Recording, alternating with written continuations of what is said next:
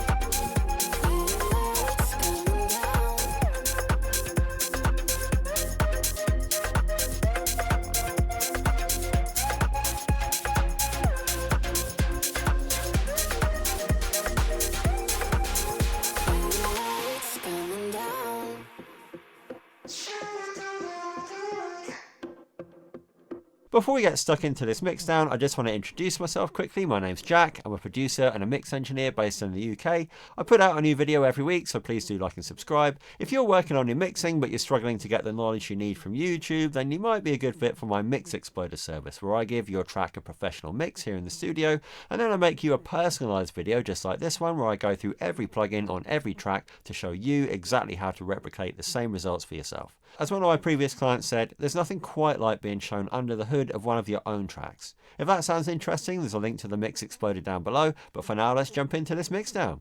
Okay, so here we are in the mix of this DJ Seinfeld inspired track, and we'll start at the start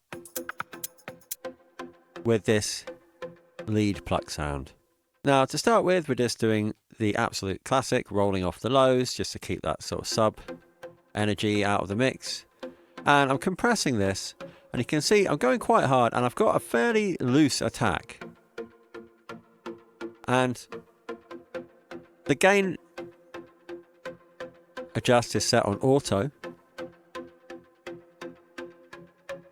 So although we don't get much of a difference in volume, you should hear that attack just being emphasized a little bit.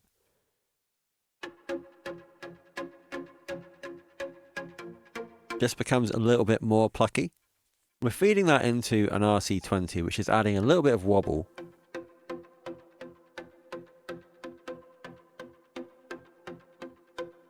Obviously you don't want too much. And some distortion. I actually really love the character of this tube pair in RC20. And then we're going straight from there into another layer of distortion. So if we just bypass both of those, we are getting a little bit of a volume boost there, but that's not necessarily a problem. And that's where you're getting the real attitude from. From there into a chorus. Just modulating. We've got about 50% mix there. And it's adding some width as well.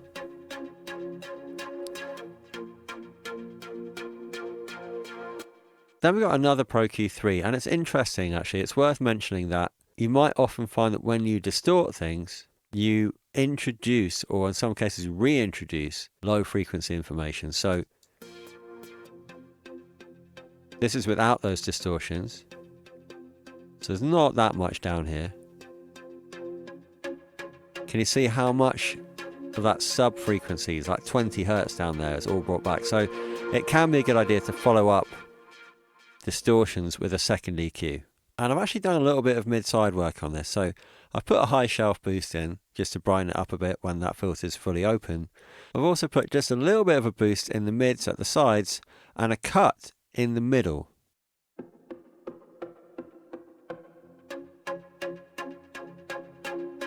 You just hear that boosting at the sides and just freeing up a little bit of space in the middle, which is going to be occupied by things like our detuned lead that comes in later, and to some extent the vocals. Following on from that, in the same vein of stereo processing. I'm using Stage 1, which is a really lovely transparent widening plugin from Leapwing, and I'm just using that to make this even wider. So this is without. Can hear that really just throwing it out to the sides, but we're leaving 100 Hertz and below in the center there. We're pumping this with a Kickstarter. We looked at this in the production video just to keep it out the way of that kick drum. Only at 41%, but just helps to give it just a little bit of energy, a little bit of kind of movement, a little bit of a bump to the groove. And that's basically that lead now sat in the mix. I'm going to jump forward to the drop and we can take a look at the drums now. And here's our beat.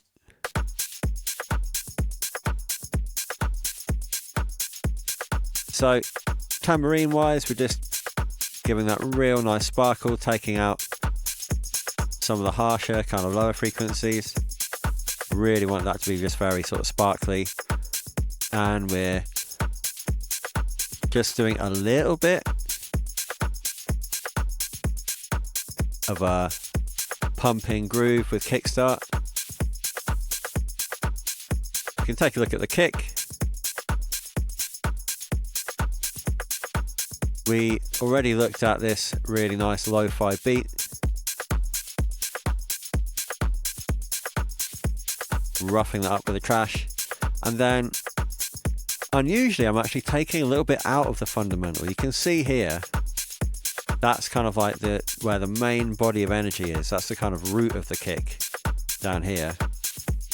And I'm pulling some of that out because the reference that we're using is so light in the subs. We're taking out some of the kind of mud there, but not too much, because actually that's quite useful for that sort of thuddy, slightly boxy sound. And I'm putting quite a big boost in around that clickiness of that kick.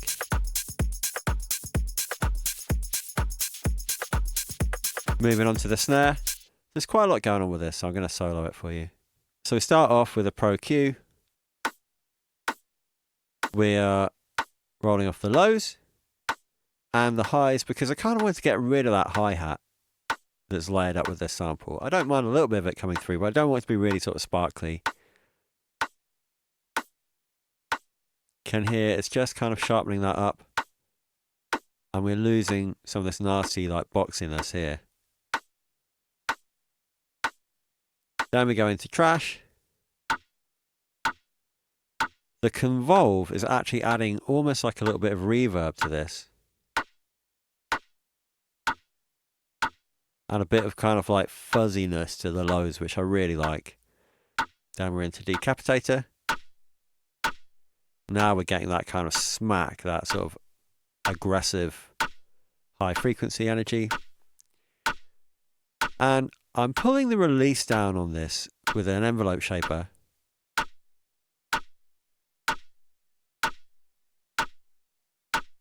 Just to kind of get it as snappy and kind of clipped as I can.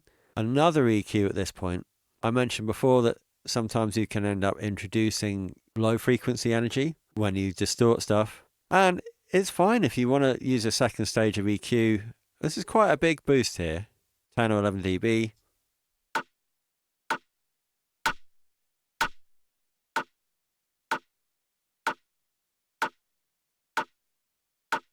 Just kind of lowering the tone of that. Then a reverb on the sort of studio preset from Valhalla Room.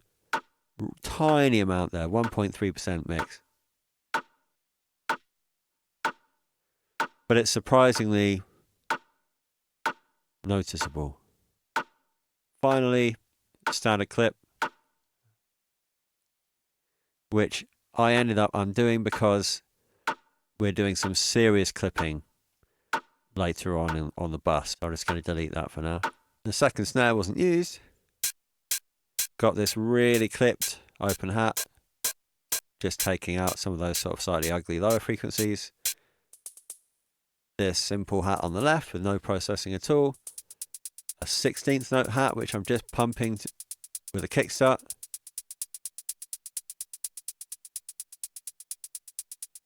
Just really helps to give the whole track a nice kind of sucking in and out with every beat. And I've got this sort of supplementary snare which precedes most of the main snare hits. And all I'm doing with that is a decapitator just to kind of give it a little bit more harmonic content, help it cut through the mix a bit. But I haven't done any other processing on this. It's quite far back in the mix, really. Got that kind of quite harsh synth noise hat. So taking out the lows because I want this to just be really quite a kind of brutal high-end edition. Quite a lot of reverb. If I just take out the kickstart and perhaps turn off this decap.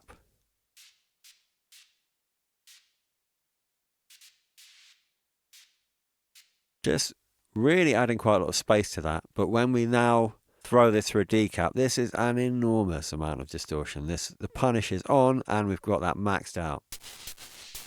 Absolutely annihilating that. And here's a great example of what that kind of distortion can do to low end. So if we turn that off,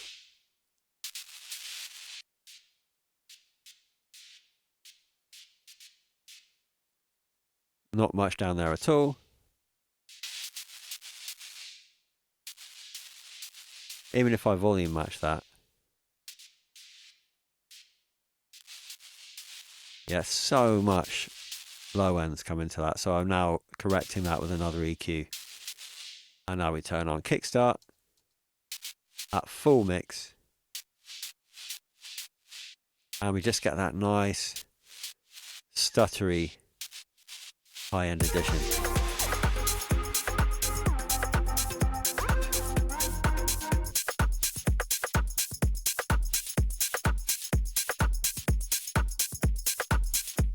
Okay, so this is really interesting. We're going to look at what's going on with the bus processing. I was running all the faders really quite low for those drums. So I'm just doing a bit of kind of gain staging and putting some gain in 10 dBs at the start of this bus chain. Then we feed it into an iHeart-NY, just kind of adding a little bit of parallel compression, saturation to kind of beef that up. But the main magic is coming from this clipper. So I'm going to turn this off, raise the ceiling all the way. And now I'm going to start, you can see how transient rich this material is.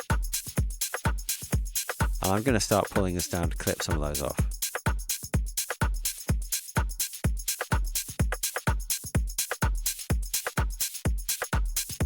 Just start to hear that on the snare now. It's getting a bit rougher, which I don't mind. If I pull this lower, we should hear some quite gnarly distortion. Yeah, so now we're getting into the meat of that kick. And obviously that's annihilated now, but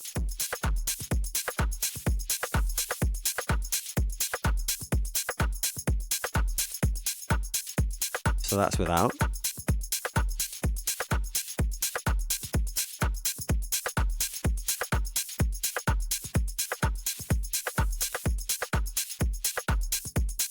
We do lose a little bit of punch from those kicks, I'd say, with that.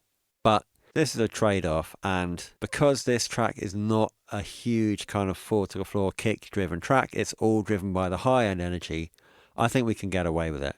I'm just going to show you now what this kind of processing can help you with in terms of your loudness. So over on the master bus, I've got a limiter, just on the stock Fab Filter preset. We'll come back to this loudness in a second, but I'm just going to show you what that clipper's doing for the overall headroom of this mix. So here's my track without the clipper. Now you can see those transients are absolutely slamming into this limiter. We're knocking 16 dBs off at one point, 17 even, which is way too much. The whole track is pumping away. If I turn on that clipper, all those transients are now gone. They've been clipped off at the drum bus stage. And now we're just getting maximum peaks of like 7 and a bit dB, which is way, way more manageable. And what that allows us to do is to have a much, much louder mix. So by processing that, you could perhaps look at limiting on your drum bus, but in this case, clipping has really, really sorted us out. And if we now look at the LoFi, so if you like me, I can't play this track because this video will get taken down for copyright reasons, but if I now play this section of the track, we can see we've got a short-term loudness of about -7, which is pretty loud. It's not quite as loud as the DJ Seinfeld, which is insanely loud at like 5.5. But this track hasn't been mastered. All I've done here is a limiter on the master. But we would really struggle to get that kind of loudness without this kind of bus processing. We've got our drums and our lead sound. We'll take a very quick look at the bass, but there's literally almost nothing going on with this. I've got a Kickstarter on the sub and on the high bass, which we looked at in the production.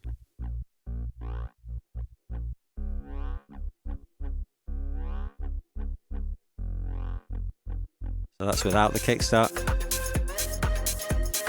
Let's bring those in.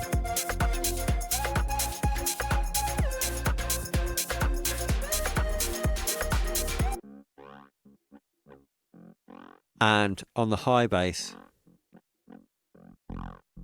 taking out some of the lows because I didn't want that to kind of clash with the sub.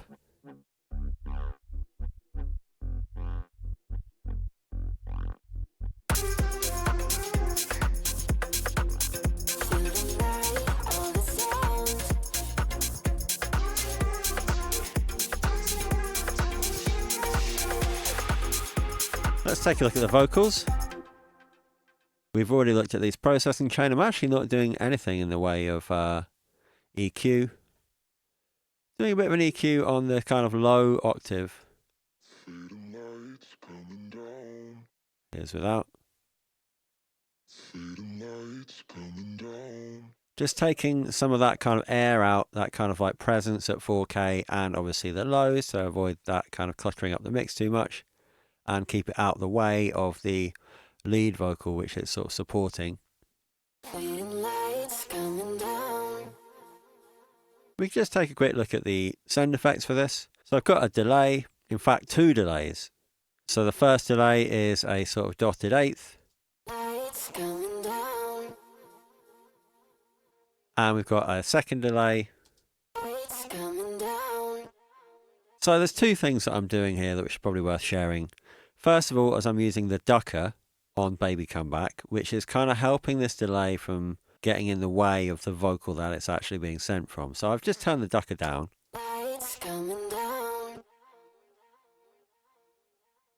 Which means that this delayed signal is going to get ducked out the way whenever that kind of original vocal is present. And the other thing I've got is this de-esser, because it's quite an essy vocal. I'm not mad on this sample that I found from Spice. It's very saturated, and yeah, those S's are pretty present. So I'll just play it now. I've bypassed the EQ as well.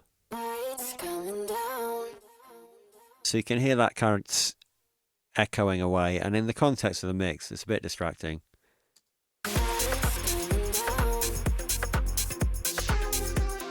So we help that in part with the ducker, and by absolutely annihilating those S's with a de-esser at maximum. We're pulling out as much as we possibly can. If this was the actual lead track, it would probably sound like we've given her a really, really terrible lisp. But for a delay return, it really doesn't matter. And the last thing I'm doing here is just filtering out the very lows, filtering out most of the lows, everything below 500 Hertz and everything above 3.5K.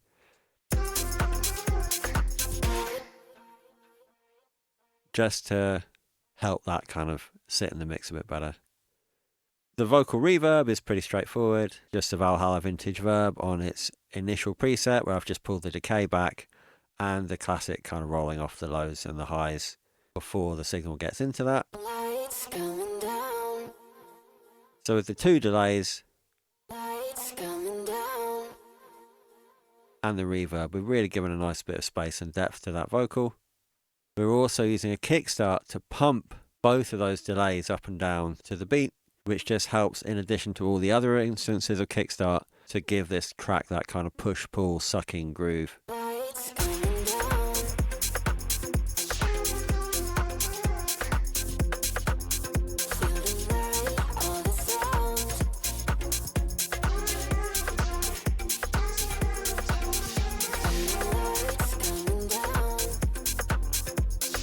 Let's take a look at this Detuned Lead next.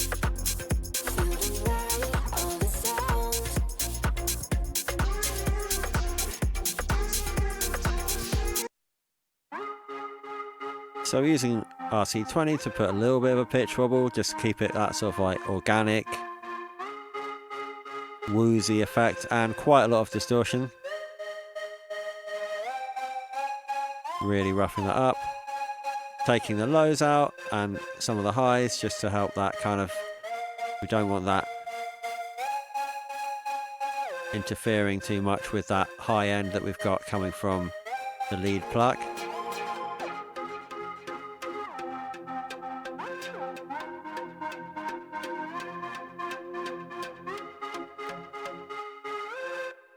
Got a decapitator which is kind of roughing this up even more, quite a lot more. It's quite a rough sound this, but it works because it's quite far back in the mix, lots of reverb and stuff on there. And then we're doing a bit more kind of refined EQ, rolling off the low end that the decapitator's brought in, some of those kind of low mids as well. And this is the kind of region that I really want to emphasize for this, which just again helps it to fit around that Pluck nicely. We're using a stereo enhancer to pull this in a bit. When you start kind of using multiple voices in Serum, it tends to spread them really quite wide, and we've already got this really, really wide Pluck sound. So by bringing this into the middle, you can hear this is, that's really wide. But we don't want to go like fully mono, because we lose some of that energy. But about halfway is really, really nice, and you should be able to hear how that sits in the center of this really, really wide Pluck sound. Where I'm doing the opposite, if you remember, I'm actually using this stage 1 plugin to widen that. This compressor actually was a hangover from something that I was playing around with in the production. I was going to sidechain it from something I decided didn't work, so we could actually remove this. It's not doing anything at all. Nothing's feeding the sidechain. I ended up using a kickstart instead.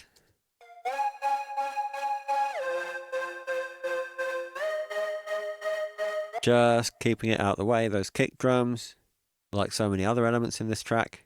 I've got a reverb here, which I ended up not using because I duplicated the track for a reverb version in the dropout, which we'll look at in a minute. And then a soothe, and this is just being fed from the vocals.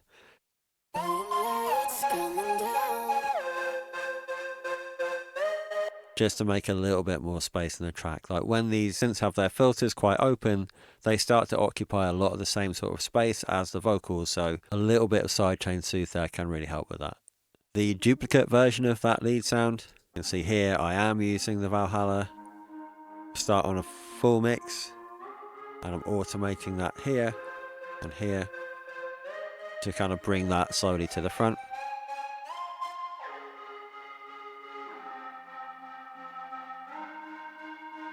And then we get to the verse and we drop into this other version which has no reverb on it at all.